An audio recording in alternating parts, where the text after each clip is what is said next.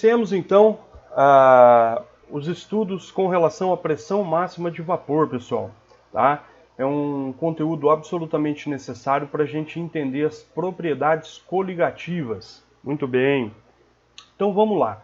Bom, primeiro vamos começar com o conceito de pressão atmosférica, que é um conceito importante para que a gente entenda a relação que existe com a pressão máxima de vapor. Bom, vocês podem perceber aqui, a partir dessa ilustração, que nós temos diferentes altitudes nessa gravura. Então olha aqui, ó, vou passar com o mouse aqui para vocês. Então aqui eu tenho uma determinada altitude, aqui uma determinada altitude e aqui uma determinada altitude. Bom, como vocês já aprenderam em física, a gente tem a teoria da gravidade, né? A gravidade diz que a tendência dos corpos é cair para onde existe uma massa maior. Tá? No caso, a massa maior é da Terra. E o que simboliza aqui, então, essas partículas brancas? São as partículas de ar, as partículas de substâncias que compõem o ar atmosférico. E assim, elas também obedecem à teoria da gravidade e a tendência é que elas caiam para a região de menor altitude, certo? Então quer dizer que a tendência do ar é cair como a tendência de qualquer coisa é cair, exatamente. E quando isso cai, você exerce, né, quando os objetos caem, assim como o ar, a tendência é que haja uma maior pressão em regiões mais baixas, em regiões de menor altitude. Então quer dizer que existe uma pressão, essa pressão ela é garantida pela variável força em uma determinada superfície, uma determinada área. Então, se a gente analisar esse quadro, significa que a maior força das partículas será numa região de menor altitude. Então, quer dizer que a maior pressão ela vai acontecer aonde há uma área em que essas partículas vão se aglomerar, né? Vão ter uma maior concentração dessas partículas. Então, assim como vocês podem notar aqui, se a gente analisar, olha aqui, ó, a concentração das partículas aqui, nessa região aqui, ó, ela é uma concentração onde as partículas estão ligeiramente afastadas. Então, quer dizer que o ar é rarefeito nessa região. Agora, aqui embaixo, a tendência é que as partículas se aglutinem ainda mais, por efeito da força da gravidade. Então, isso gera o conceito de pressão. Então, pressão é a força exercida em uma determinada área. Trocando aqui para as unidades de medida, a pressão dada em Pascal, né, PA, ela é igual a força em Newton por metro quadrado. Então quer dizer que a unidade de medida Pascal é igual a Newton dividido por metro quadrado. Maravilha, gente? Então espero que vocês tenham entendido. Ó, aqui, região rarefeita, onde eu tenho uma menor concentração de partículas. Então quer dizer que essas poucas partículas que estão em regiões de maior altitude vão exercer uma menor pressão atmosférica. Enquanto essas partículas aqui mais aglutinadas, elas vão se deslocar para regiões de menor altitude e vão exercer maior pressão atmosférica. Tá? Muito bem? Então, para isso, vamos entender agora a questão da pressão máxima de vapor. Então, nós temos aqui nessa gravura o seguinte, um líquido em ebulição. O líquido está sob aquecimento, certo?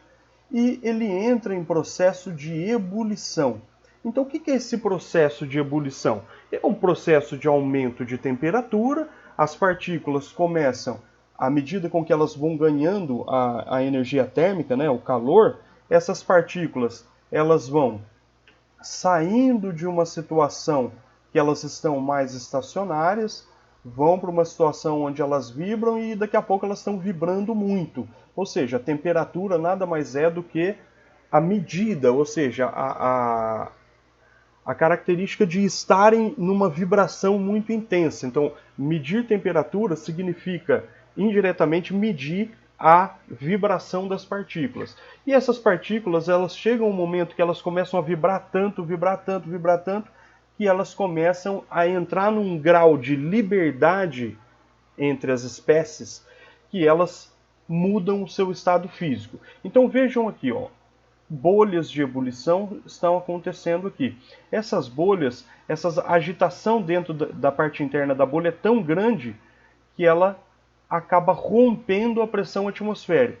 Então quer dizer que a partir dessa figura, que a pressão máxima de vapor nada mais é do que quando a pressão atmosférica se iguala à pressão de vapor. Então, quando ocorre esse igualamento de pressão, ou seja, quando a pressão interna do líquido, que é chamada pressão de vapor, ela se iguala à pressão atmosférica, na superfície, ó, essa pressão de evaporação ela está agindo sobre essa superfície, sobre essa área, e a pressão atmosférica também está agindo sobre essa área. Quando essas pressões se igualam, nós temos o ponto de ebulição, que é onde eu coloco um termômetro no momento em que as pressões estão igualadas e obtenho ali uma determinada temperatura em que esse igualamento dessas pressões ocorre. Então a pressão de vapor nada mais é do que quando a pressão interna do líquido, né, se iguala à pressão atmosférica. Né? É o momento em que a bolha estoura e rompe a pressão atmosférica. Nós temos aí, então, o ponto de ebulição. Então, ficou entendido aí? Pressão atmosférica, que é essa daqui, agindo sobre a superfície do líquido, e se iguala à pressão de vapor, que a pressão de vapor ela vai aumentando à medida que você vai fornecendo energia térmica. Chega um momento que essas duas energias se igualam, e quando elas se igualam, nós temos o ponto de ebulição. Bom, para ter uma ideia aqui, ó, da relação de altitude com temperatura, vejamos, ó, Rio de Janeiro.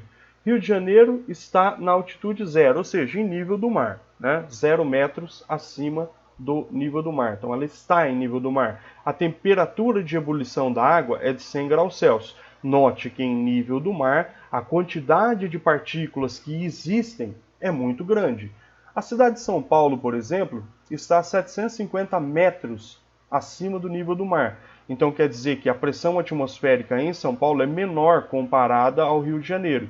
Então a água ela vai evaporar a 97 graus Celsius aproximadamente. Campos do Jordão já está a 1.628 metros acima do nível do mar. Então quer dizer que lá o ar já começa a perder uma certa densidade, ou seja, as partículas já não estão tão mais aglutinadas. Então em 1.628 metros de altitude, 95 graus Celsius, a água ela ebule.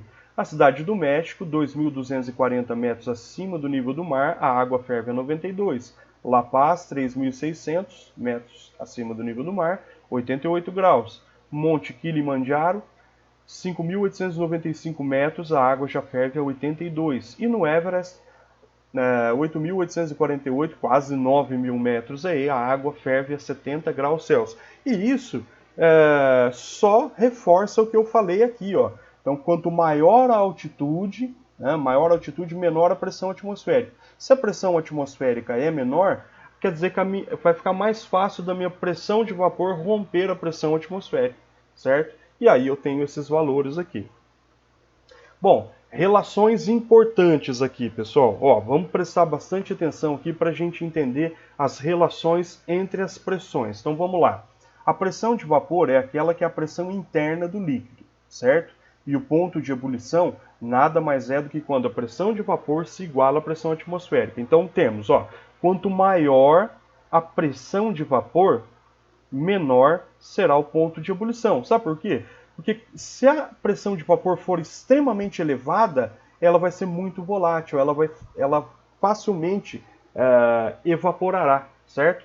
Então, quanto maior a pressão de vapor, ela vai evaporar rapidamente, então o ponto de ebulição, logicamente, vai ser menor. Então essa substância será mais volátil, ou seja, vai evaporar com mais facilidade. Agora vamos ver uma segunda relação. Quanto maior a pressão atmosférica, ou seja, menor a altitude, né, quanto maior essa pressão atmosférica, maior será o ponto de ebulição, no caso. Então a gente pode verificar isso através do quadro ali atrás, né? Então, quanto maior a pressão atmosférica, maior esse ponto de ebulição, mais energia será gasta para a ebulição. Ó, vamos voltar aqui, ó. Aqui é uma zona de alta pressão, 0 de altitude. Então, ó, eu preciso de energia até chegar a 100 graus Celsius para evaporar. Agora, olha aqui, ó, zona de menor pressão atmosférica. Eu preciso de uma menor energia, ou seja, 70 graus Celsius para evaporar, beleza? E por fim, quanto maior a pressão atmosférica, maior a pressão de vapor. Então, ou seja, mais energia será gasta para romper a pressão atmosférica. Então, quer dizer, se a pressão atmosférica for muito grande, a minha pressão de vapor também tem que ser proporcional a ela, ou seja, tem que ser igual a ela para gerar o ponto de ebulição. Muito bem. Aqui, pessoal, nós temos uma situação que é a seguinte. Nós temos 3 tipos de substâncias, tá? O éter, o álcool e a água, e as suas respectivas curvas de aquecimento em função de pressão. Então vejam só, aqui nós temos a pressão máxima de vapor, certo? Pressão máxima de vapor, e aqui esse eixo nós temos a temperatura. Então, ó, vamos comigo aqui, ó. Vou pegar aqui a caneta, certo? E vou fazer um comparativo. Então, nós temos essa pressão aqui, ó. Ó, vamos comigo, ó. Essa pressão aqui. Então, nesta pressão aqui, ó, qual evapora mais rápido? É só você puxar aqui, ó, no ponto de intersecção, certo? O éter evapora mais rápido. Por quê? Em temperatura menor, ó. Olha aqui, ó. Em segundo lugar nós temos o etanol, ó, uma temperatura ligeiramente maior, certo? E por fim, a água, olha aqui, ó. A água, no ponto em que a pressão máxima de vapor atinge a curva da água, nós temos uma determinada temperatura. Então vejam só, pessoal, que esse exemplo que eu trouxe para vocês, ele deixa muito claro a questão da pressão máxima de vapor em função da temperatura. Então quer dizer que, suponhamos que a pressão máxima de vapor aqui em milímetros de mercúrio seja 760 milímetros de mercúrio, ou seja, 1 atmosfera, né? 1 atm, que é a unidade de medida, ou 760 milímetros de mercúrio. Nessa altitude, ou seja, em nível do mar, o éter vai evaporar primeiro, depois o etanol e depois a água. Então o éter aqui é aproximadamente 37 graus, deixa eu colocar aqui, ó, 37 graus Celsius, né, a temperatura. Aqui o álcool em torno de 78,5 mais ou menos graus Celsius e a água aqui a 100 graus Celsius. Então quer dizer que qual é a maior pressão de vapor aqui? Não, as pressões de vapor são iguais. Iguais assim, 760 milímetros de mercúrio. A questão aqui é que nesta pressão máxima de vapor, nós temos um menor ponto de ebulição para o éter, um ponto intermediário para o álcool e um ponto maior para a água. Então quer dizer que a pressão interna do éter acaba sendo maior. A pressão do álcool intermediária e a pressão de vapor da água é a mais baixa. Então aqui a maior pressão, aqui a pressão interna intermediária e aqui a pressão superior. Agora, por quê? Por que isso ocorre? Ocorre porque as ligações entre uma molécula de éter e outra é uma interação fraca. As interações de uma molécula de álcool com outra é uma interação ligeiramente mais forte. E aqui na água, a interação de uma molécula com a água já é uma interação um pouco mais elevada para a gente poder ter esses resultados experimentais, certo? Então o álcool e a água realizam ligação de hidrogênio, por isso tem uma temperatura de ebulição muito maior do que a do éter, tá? Beleza, gente? Então fica assim. Um grande abraço a todos e muito obrigado.